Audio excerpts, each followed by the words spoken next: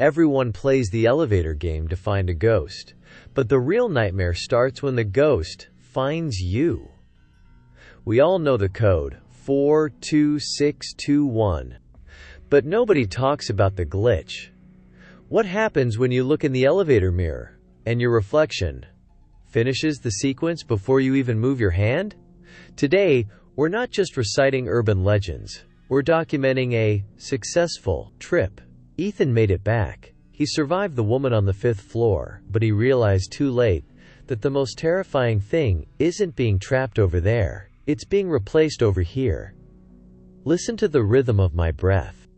Because by the time this story ends, you might want to check the clock on your wall. If it's ticking backward, you're already in the wrong world. Ethan didn't believe in ghosts, and he certainly didn't believe in rules. To him, the elevator game was just a viral stunt, a series of meaningless numbers. He stood in the lobby of the abandoned high-rise at midnight, the smell of dust and cold grease clinging to his clothes. He stepped into the rusty cabin and began the ritual. 42621. Floor 4, then back to 2, now 6. This is just a waste of a Friday night. Nothing's happening. No ghosts, no dimensions, just me and this piece of junk elevator. The sequence felt like a tedious loop, a bored man playing with an old machine. But then, it happened. When the elevator returned to the 5th floor for the second time, the doors didn't just open. They glided apart with an eerie, unnatural smoothness. A wave of pure, absolute cold surged into the cabin, freezing the breath in Ethan's lungs. The hallway outside was still lit, but the world had changed. The colors were gone, bled out as if the reality had been bleached. Everything was draped in a sickly, jaundiced yellow, the color of old bruises and dying skin. It wasn't the darkness that terrified Ethan, it was how wrong the light felt. Why is it so yellow? It looks like a decayed photograph. I need to get out of here. Something's not right. He caught a glimpse of himself in the polished steel mirror of the elevator. He froze. His body had turned to look at the hallway, but in the reflection, the Ethan in the mirror was still standing perfectly straight. There was a half-second delay, a terrifying lag in existence. The man in the mirror slowly, very slowly, turned his head to look back at the real Ethan. His eyes weren't scared. They were wide, fixed, and predatory, staring out from the glass with a hunger that didn't belong to a reflection. What the? You're not me. Why are you still looking at me? According to the rules, this was the moment. The doors of the 5th floor slid open, but Ethan didn't look up. He remembered the warning. No matter what you hear, no matter what you feel, do not look at her. He stared at the floor, his vision tunneling, until all he could see were his own shaking knees. He saw them, a pair of tattered, gray cloth shoes, stained with what looked like dry mud. The air in the elevator suddenly became thick, smelling of wet earth and copper. Ethan's heart hammered against his ribs so hard it was painful. He reached out, his finger trembling violently as it hovered over the button for the 10th floor. Where are you going? Her voice didn't come through his ears.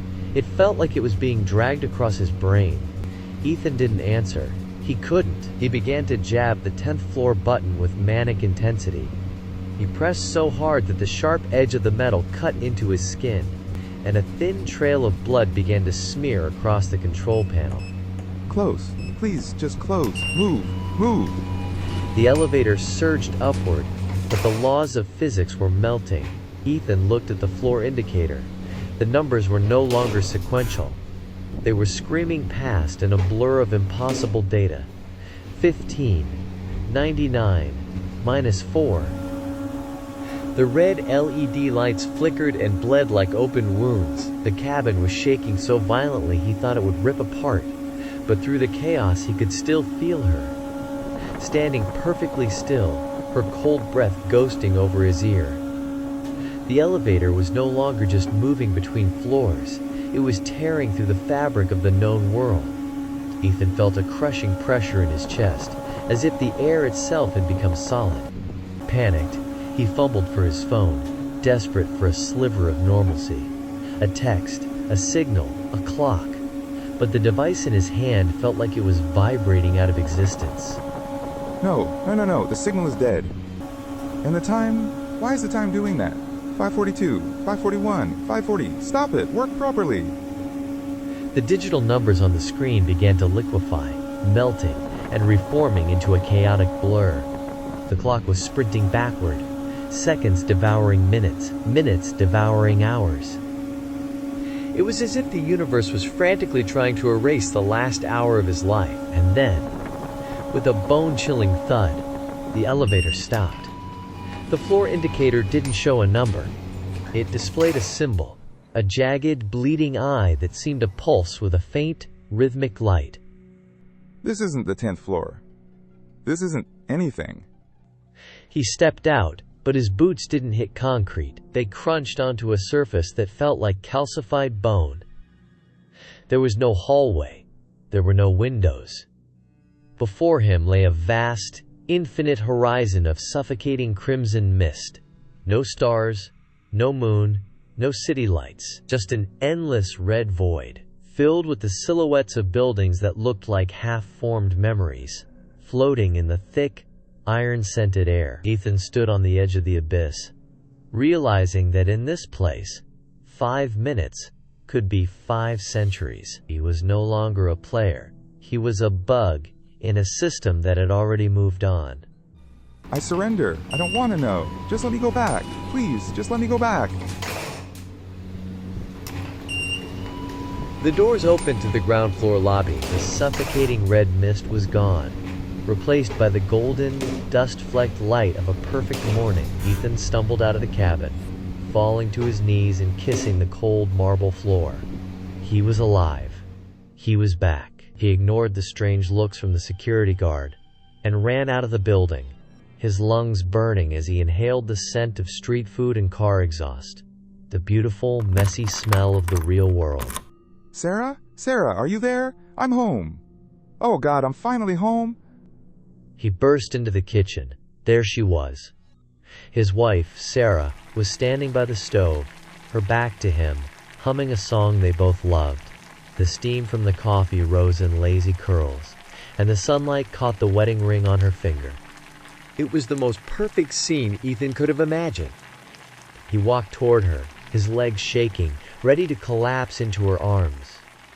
I thought I lost everything, Sarah. I thought I was never going to see you again. I played that stupid game and everything went wrong.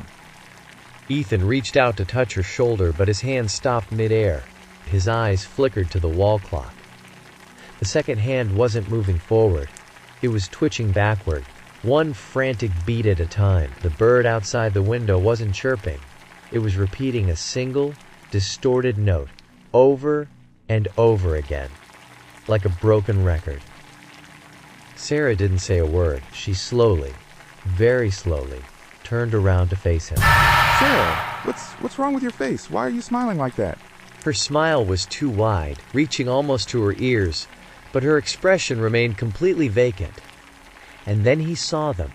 In her left eye, where there should have been a single dark pupil, there were 2 distinct, sharp, and both focused directly on him. The woman from the 5th floor hadn't stayed in the elevator. She had beaten him home. You're home early, Ethan. Did you enjoy the 10th floor?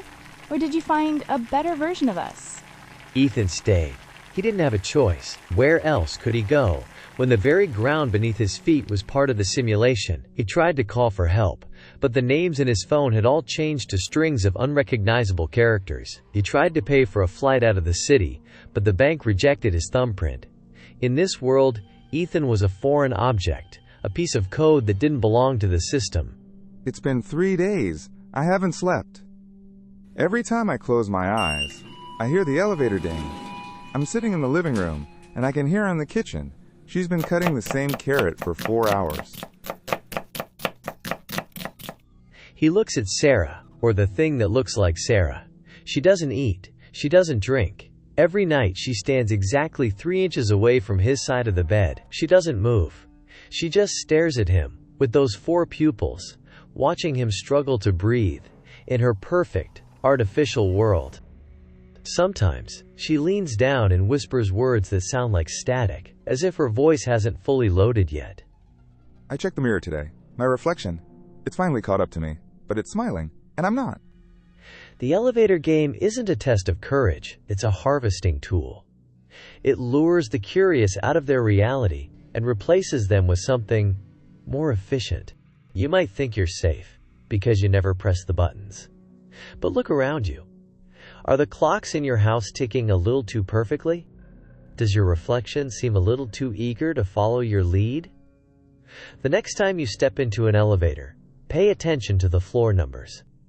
If you see a symbol you don't recognize, don't wait for the doors to open. Because once you arrive, there is no home to come back to.